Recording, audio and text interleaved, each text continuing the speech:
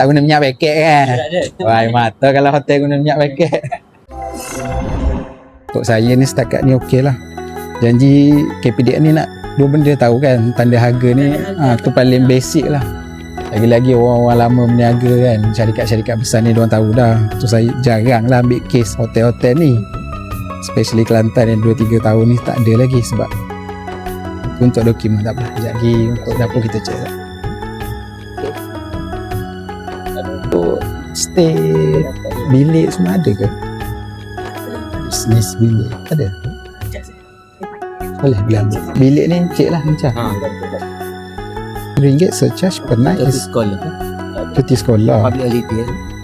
Charge per night is applicable on eve and public holiday. Check in time.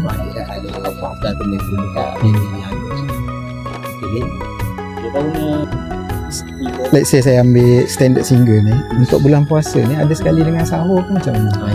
Free lah kira. Kalau untuk berbuka tu kira rate lain lah. Rate lain pertama ni dia ada lihat. Maknanya saya bayar 138, lepas tu saya kena campur lagi 85. Sekali dengan sahur.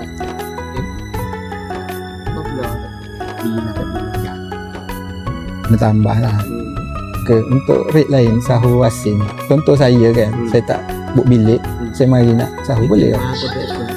25 kita package sekali biasanya kalau operate full kita 25, kadang-kadang 20. Ada 25? Untuk sahur? Tuan check ni dia punya bahan-bahan mentah punya dokumen ke tadi? Okey dah, valid semua kan?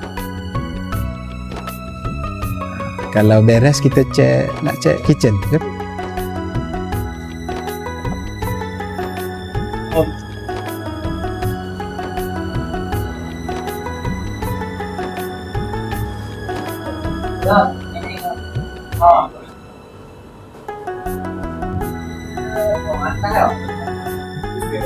Bukan Ramadan.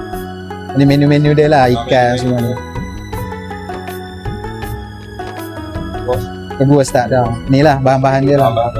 Kita prepare Hari ni masak apa? Ikan apa ni? Tilapia? tilapia.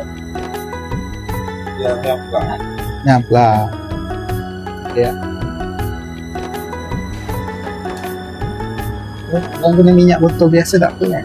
Bisa ke?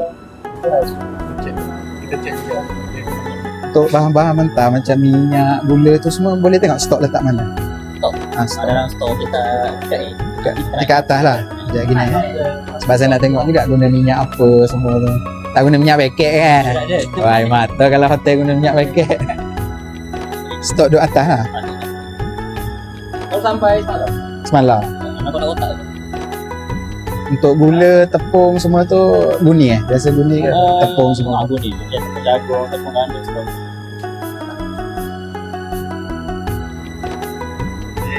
Pelik. Tadi ya. Sini kami rasa pun.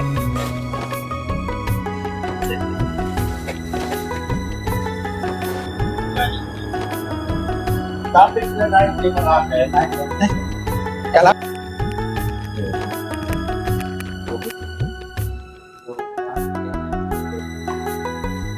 apa ni? Siakak? Kakak? Kakak ke siakak? Siakak. Oh, bukan kakak.